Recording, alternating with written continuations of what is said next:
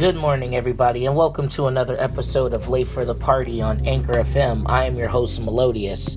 Man, it is a trip. We are in the New Year's of the second day of the new year, and already on a sad note.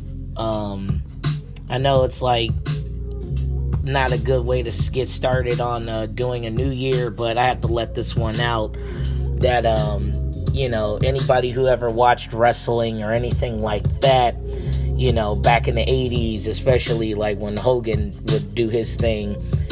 But Mean Gene Okurlund passed away today at the age of 76 years old. So, it's kind of sad and everything, because as a kid, I used to watch Superstars of Wrestling with me and my brother. We would watch wrestling right after cartoons. It would come on like Channel 11 or something like that.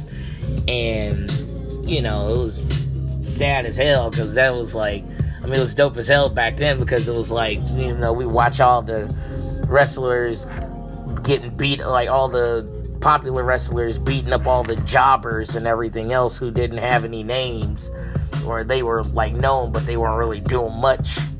But, I see all of his interviews and everything else, and like, he was just dope as hell, dude. Like, even it was just watching him interview Hulk Hogan, and Hulk Hogan doing some weird and crazy shit, and especially the one with Macho Man, because I swear I thought like Macho Man was on like something, like when he did that one. You go on YouTube watching most of his interviews with most of the wrestlers, and you see the one with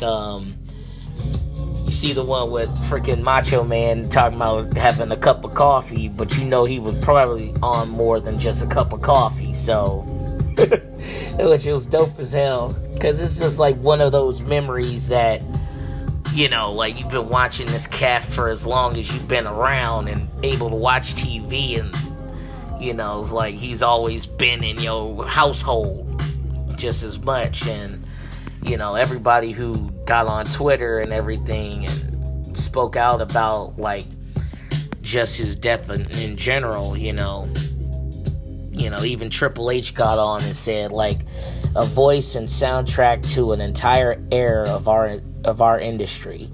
He was the star of some of WWE's most memorable segments. Mean Gene was beloved by all who got to work with him. Our thoughts with his family at this difficult time. Even Hulk Hogan, he jumped on and said, Mean Gene, love you, my brother.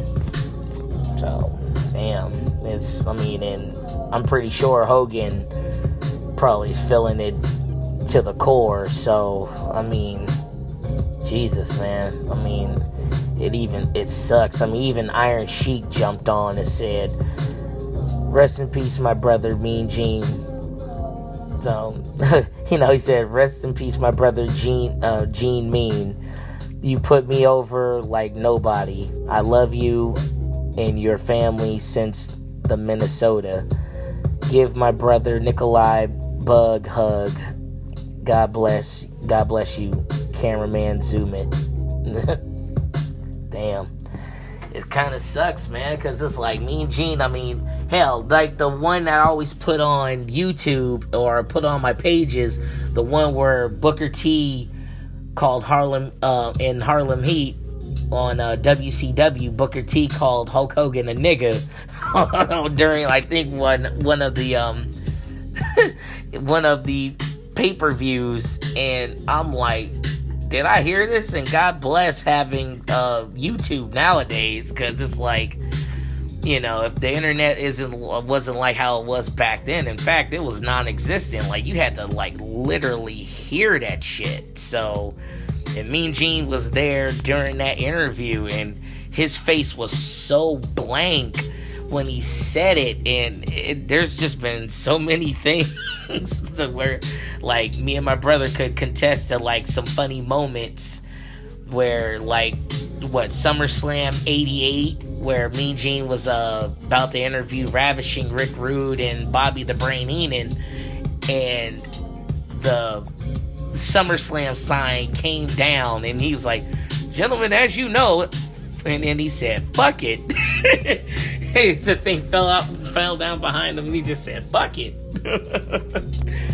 And it was just some good things that, like, very memorable about, like, his interviews. And it kind of, like, you know, for me wanting to do my podcast and everything, it kind of stems from him, like, interviewing, like, wrestlers like Hulk Hogan, Ultimate Warrior. But then, and it's like, for me, I want to start doing interviews and shows to where, you know, I'm interviewing, like, DJs, anybody who's got anything to say and what they're doing and what they're doing with their stuff.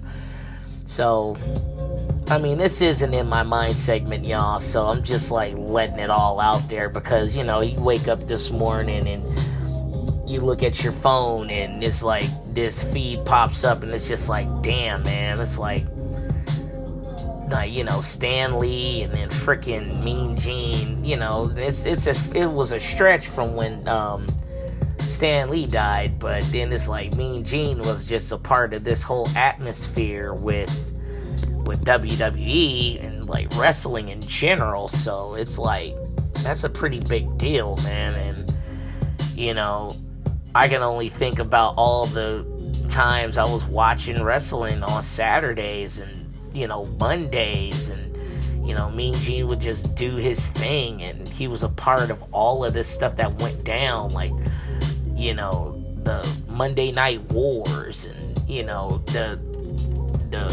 factions of, like, the Heenan family, and, you know, Hogan turning bad guy and going all NWO with Hall and Nash. I mean, that's a pretty big deal, you know, the coming of Stone Cold Steve Austin and The Rock. You know, I mean, you were there for majority of all these things, and, you know, it's pretty crazy that, you know, just like that, like any light of a candle, that candle goes out, and that's it. That candle's gone, and that person's gone.